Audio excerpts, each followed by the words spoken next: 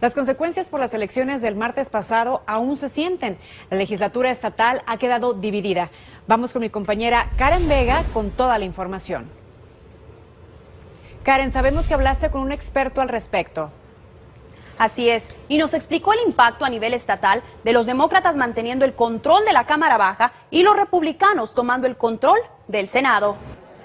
Las elecciones de medio término del 2014 demostraron el triunfo de los republicanos en todo el país, tomando el control en congresos estatales, gubernaturas y el Congreso Federal. Estados como Colorado se encontraban en manos demócratas, tanto en el Senado como en la Cámara Baja. Ahora observaremos un control dividido. Norman Provisor es profesor de Ciencias Políticas de la Universidad de MSU Denver y habla al respecto.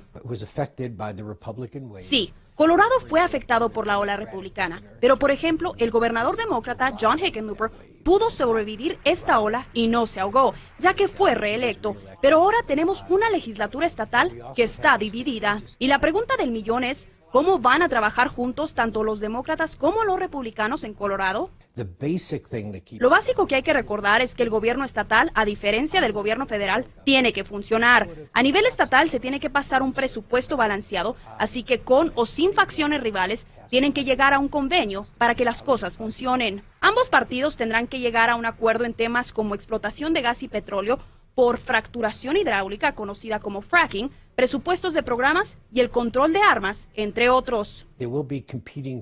Sí habrá voces que van a competir, pero hay que recordar que el jefe en poder a nivel estatal es el gobernador demócrata Hickenlooper, así que nada pasará por él que sea demasiado extremo. Según este experto en política, los temas de inmigración se negociarán en el Capitolio de Washington y él cree que a pesar de las amenazas del Congreso al presidente Obama, el actual jefe de la nación los va a desafiar.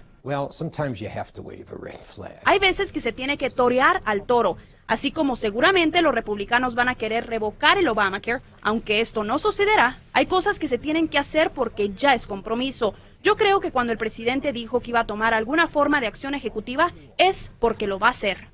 Durante estas elecciones de medio término, los demócratas ganaron 2 asientos de la Cámara Baja que habían perdido durante las elecciones de destitución del 2013, cuando la senadora Ángela Girón y el presidente del Senado, John Morse, fueron removidos de sus posiciones a raíz de apoyar leyes restringiendo el uso de armas de fuego.